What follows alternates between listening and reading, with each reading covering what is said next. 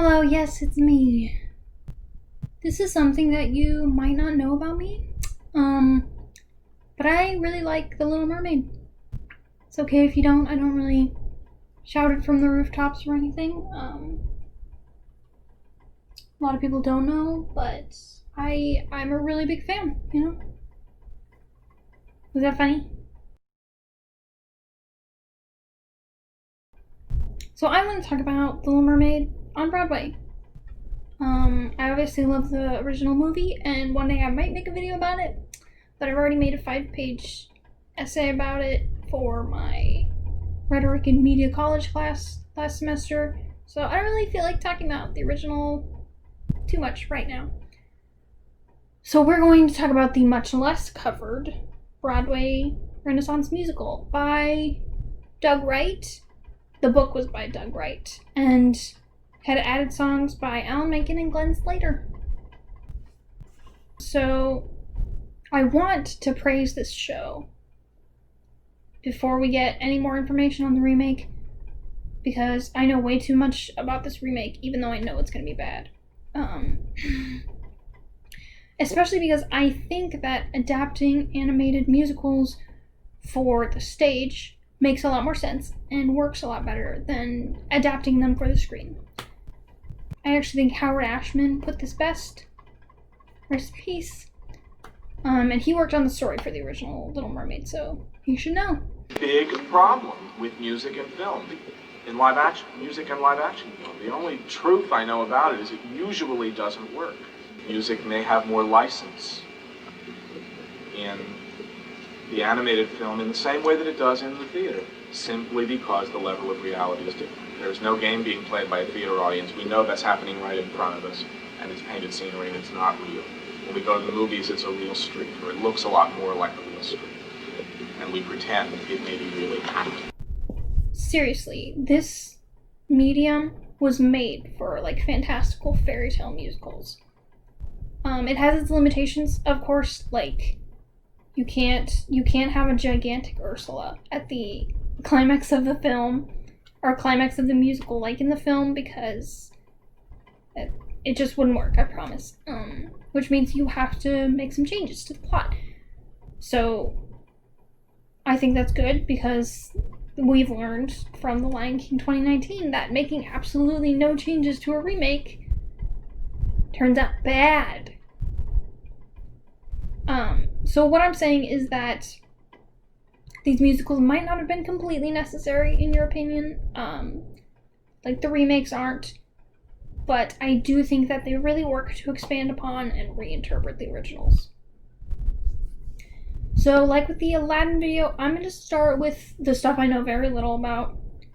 Like the technical stuff, cosmetic stuff. The wheelies! Oh my god. Oh my god, he on X Games mode. Yes, all the cast members who were supposed to be underwater wore wheeled shoes to make it look like they were gliding around, like they were swimming. It actually looks really cool. You might think it's goofy, but it was a really creative technique for immersing you into this underwater world.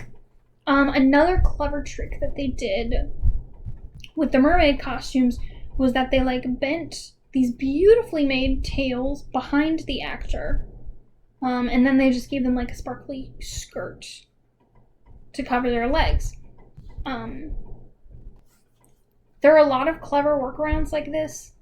For example, right after Ariel gets her legs from Ursula and she's supposed to be swimming up to the surface, they fly her on wires and then project a screen of water on the back of the stage so it looks like she's swimming up, and she takes off the skirt so she magically gains legs. There are clips of this scene around, but I'm not going to put those in because some of y'all are cool, some of y'all are snitches.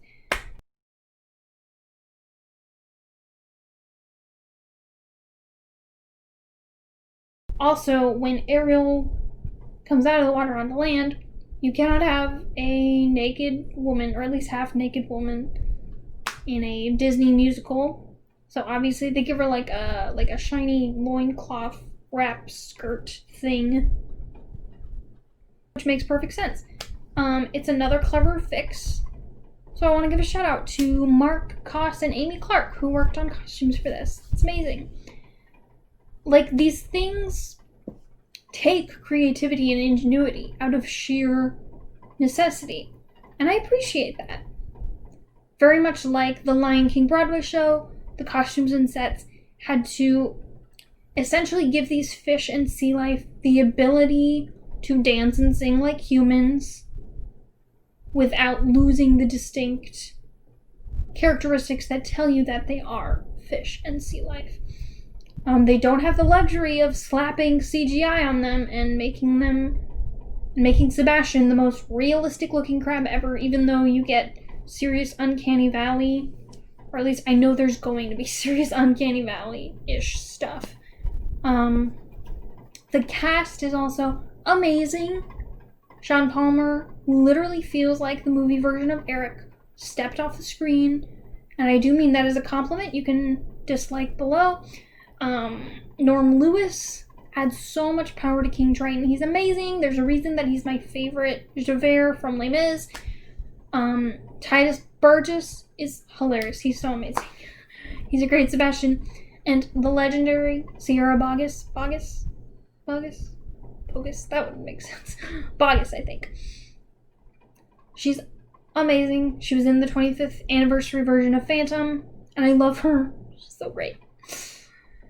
Especially because most Phantom fans know her from that, but 10-year-old Lizzie fell in love with her because of this role. So let's move on to the songs because I have opinions on those. Big surprise. We start off with Fathoms Below, which is an underrated classic. I very much appreciate being a little longer. Again, not, 6.5 minutes like in Aladdin, but a little longer. Daughters of Triton, which is just an extended version of the original in the movie. And I like that it's a little extended. It gives us the feel of this being an actual concert that means something without it being so long, especially before we've even met the main character. The World Above, first added song, which is Ariel singing about how great she feels actually being on the surface world. This one feels like a lot of the added songs, very natural and very needed. We're directly hearing from Ariel about how she feels at home on the surface. It provides a great antithesis to Part of Your World, because there she's expressing desire to go back to the surface world. It's great. Human Stuff, which is Scuttle's song basically explaining what a dinglehopper and a snarfblat are. It's funny, it's cute. It's pretty much filler, but it's not super long, so I don't mind. I want the good times back. Yes, this is what Aladdin did not give us, at least Aladdin on Broadway. I love that we get a song specifically dedicated to what Ursula wants to do, what her evil plan is. Oh no! Ariel! Okay, she's just gonna sit over there for now. Sorry. I love that we get Ursula's actual plans on what she wants to do with Triton's power. She just wants the power that she wants. She just wants the power that she had before so that she can continue being a tyrant, having fun, and playing around with people that she holds no empathy for. Again, it's not like complicated, but it's there. Also the line, sheer abuse of power, ain't that what power's for? That's amazing. That's hilarious. We love that lyric. This song has such a big Broadway theatrical feel, which I think is perfect for Ursula. My only complaint, she should have been an alto, not a soprano. Part of Your World. I have nothing to say. It's a work of art. It's a masterpiece. We all know that. On stage or on screen, it's amazing. Same with Part of Your World Reprise, which comes right after. I said reprise wrong in the Aladdin video, and I felt so bad. Next is She's in Love, which I think you could categorized as a filler song. Like, it's not super needed because it's minor characters telling you what main characters feel, but it's an absolute banger. So I would die if anyone tried to cut it. It's amazing. I love it. Her voice, the song that became the audition song for hundreds of teenage boys across the world, even if it didn't fit their voices. Lyrically, this song is beautiful. If you know nothing about this musical and you explore nothing from it, even after I talk about it forever, I ask you to do one thing: look up this song's lyrics. They're gorgeous. Like, I have some here. I can sense her laughter in the ripple of the waves against the shoreline. I can see her smiling in the moonlight as it settles on the sand. I can feel her waiting just beyond the pale horizon, singing out a melody too lovely to withstand. That's so cute. It's so soft. It paints such a strong, beautiful picture of who he hears in this voice and how uncomfortable he feels in his life because of it. Sean Palmer he performs it so well. Have I gotten fangirly yet? Okay, The World Above reprise.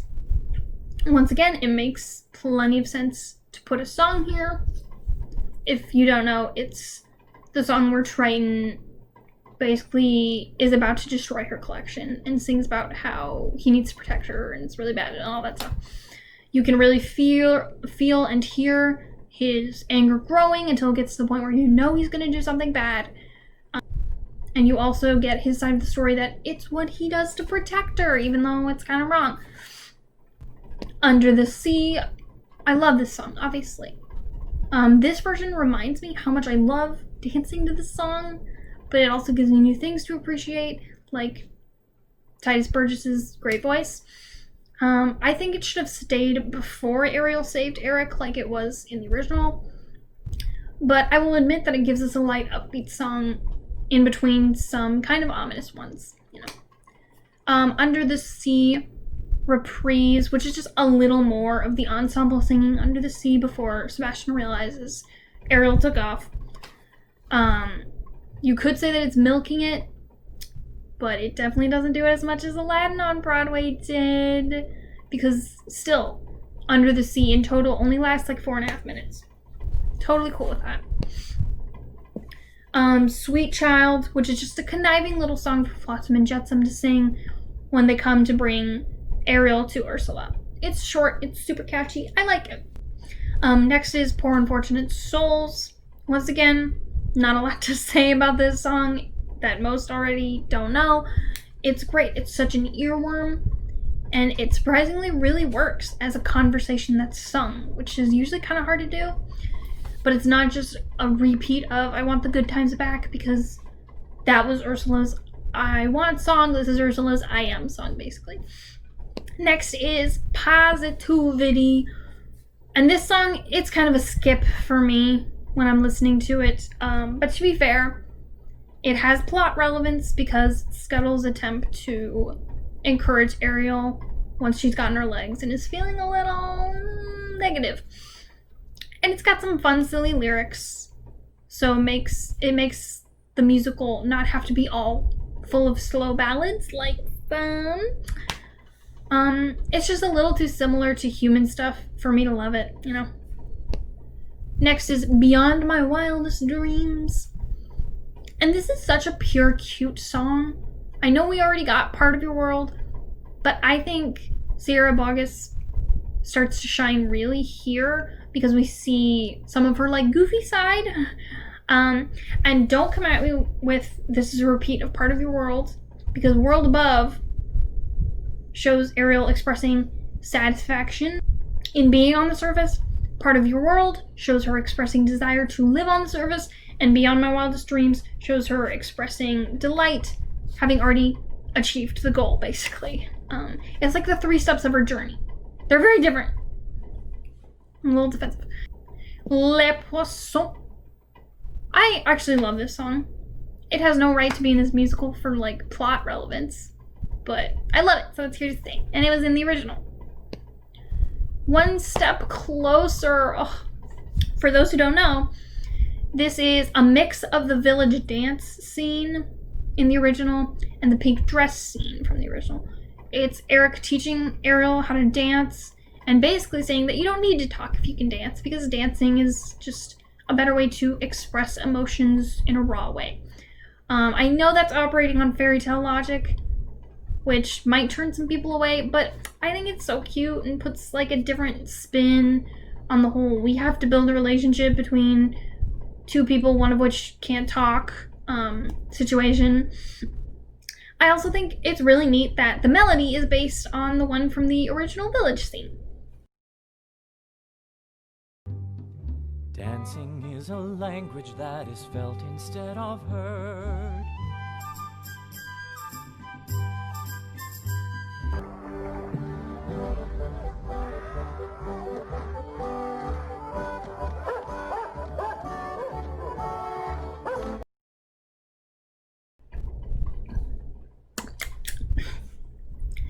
I want the Good Times Back reprise.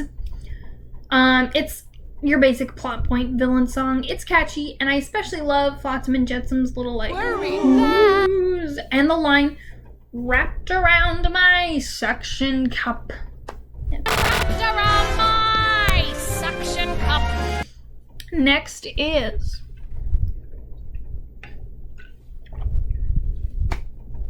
Kiss the Girl. I feel like I slept on this song for years, maybe because I just watched it so many times. But when I rewatched the movie for like the 8,000th time, because the release of Disney Plus, I was like, wait, this song is like really good. I think you can 100% do some psychological analysis of like, is it saying that a girl wants to be kissed even if she's not saying it? Is Eric being pressured? I think that's overthinking it. I just want to enjoy it. It's a cute song. Sweet Child reprise. This is another short little interlude of Flotsam and Jetsam's. It's super smarmy and fun, and I think it's even a little better than the first version. The squid will hit the fan. Okay, the big one. If Only is the next song. I lied about her voice, actually. If you're going to interact with this musical at all, listen to this song once in your life. Please, I'm begging you. You don't even need the context of the musical to understand it.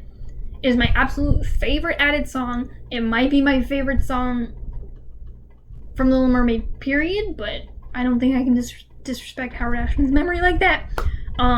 It's just everything you want a musical song to be. It's a quartet, which I think is a little different and maybe even a little sophisticated for a Disney musical to do, because I feel like it's easy for especially like gimmicky musicals to just go with a slow solo ballad or a big ensemble number, and that's it. It's Ariel, Triton, Sebastian, and Eric each singing their own little part about like their own little conflict. Triton regrets how he didn't listen to his daughter and is worried about her because she's missing, basically. Ariel struggles to demonstrate how she feels without talking and knows she's running out of time. Eric is conflicted because he's drawn to the voice he heard but is falling for the mute Ariel. And probably most heartbreaking of all, surprisingly, Sebastian would give his life up to make it happen. I don't know why that gets me.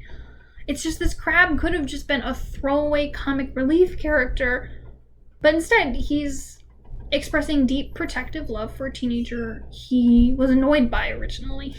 And then all their different parts converge into this beautiful mix of counter melodies where they're all expressing worry over what's going to happen next, even though they're not all in the same place or even know all of the same things. They're connected by their hope that things are going to turn out all right.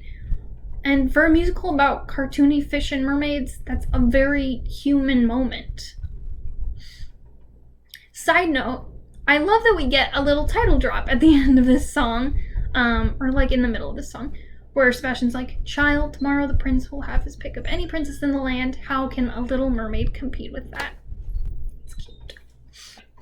The next song is The Contest. Am I biased towards this song because it would mean that several more women would get singing parts if a community or school production did this show? Absolutely.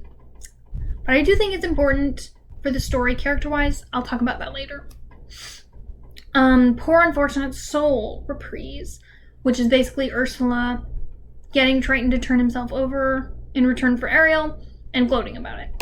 Very much like I Want the Good Times Back reprise and Part of Your World reprise, this feels like the climax of the versions of the songs and of the versions of the songs that came before it, which is exactly what I want a reprise to be. So, If Only reprise. I love the addition of this song. It resolves Triton's character arc beautifully. It's very clearly said that he primarily needed to learn the lesson of letting his daughter have control of her own life. It's beautiful. Okay, the finale. This show, Aladdin, and Beauty and the Beast all have finale songs that end with a big triumphant wedding with the ensemble singing. I don't know, some weird trend. But I think this is the best of them for me.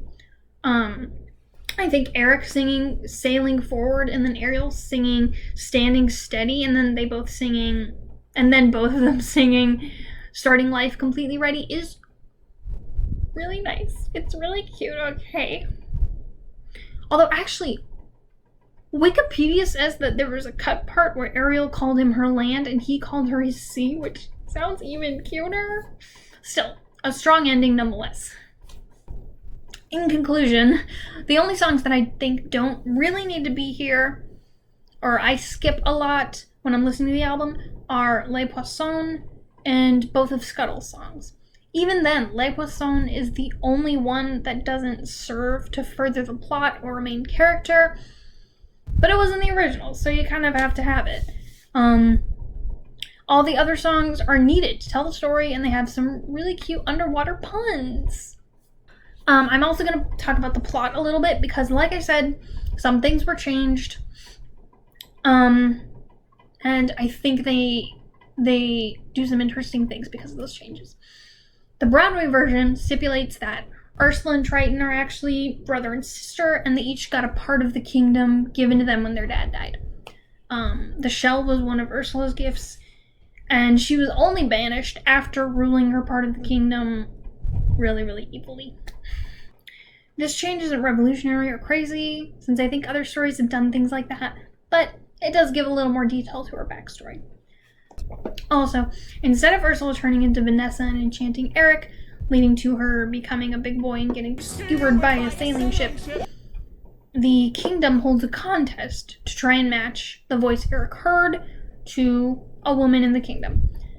Ariel, in the cutest scene ever, joins in on the contest and dances for him instead of singing. He chooses her. This is very important. He chooses her, but is interrupted by Ursula attacking. When people discuss the original movie, I feel like they never addressed the most important scene, and I think we need it to understand why this change was good.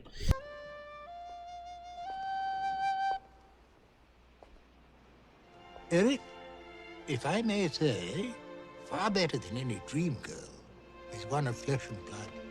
One warm and caring and right before your eyes. So, critics like to make the argument that Ariel gave up her voice for a man, and that makes it anti-feminist, which completely ignores the existence of nonverbal communicating people, but that's beside the point. And then defenders of the movie will say that, no, Eric originally fell in love with Ariel because of her voice, and they only got together after she got it back.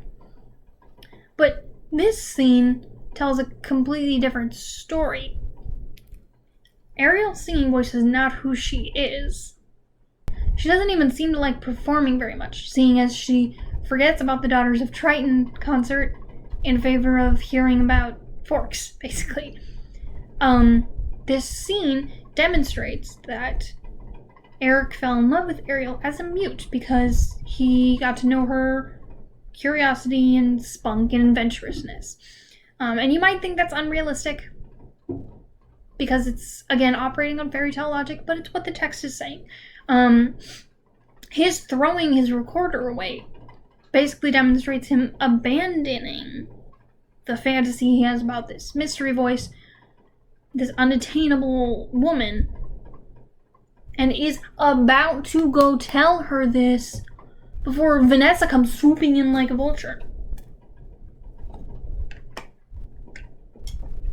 Changing Vanessa's enchantment to a contest where Eric chooses Ariel's dance over the singers drives that home even more strongly, while also giving both Eric and Ariel a little more agency, which I like. We also see this idea explored beautifully in If Only, where he sings, "Maybe I'll find that voice, but I'll lose her." Moving on. Another change is at one point after this, Ariel gets a hold of Ursula's shell. Ursula, in a very in-character move, tries to sweet-talk Ariel into giving it back. She tells Ariel she can still turn her into a human and let her be with Eric if she just gives the shell back. There's a moment of uncertainty, but Ariel finally smashes the shell, which destroys Ursula. I think it's a little lazy that they don't have to destroy Ursula separately from the shell, but, you know, maybe they didn't want to get gory, or maybe there wasn't time. I don't know. The point is, I love this change because of reasons. I will defend the original movie to my grave because, hot take, it's actually not anti-woman or sexist. But Eric should not have been the one to kill Ursula, in my opinion. At least not deal the finishing blow. It should have been Ariel who allowed Ursula to gain this power, or at least Triton, who was the reason Ariel felt like she needed to trade her voice to become human, when he could have done it all along. I love moments where a character is forced to choose between what they want and what's right. So I love that Ariel has the shell and decides that even though she loves the human world and loves Eric, she's not willing to put the world at stake to get them. I think that's all of it. I think that's all the reasons that I love this musical. Once again, thank you to anyone who actually watched this entire thing. It's actually really freeing to just talk about what you want and throw it into the cosmos for anyone to pick up, even though no one will. I just really like talking about this musical, even though no one ever does. So feel free to drop a comment down below. Just don't be mean, because I'm fragile and I'll cry.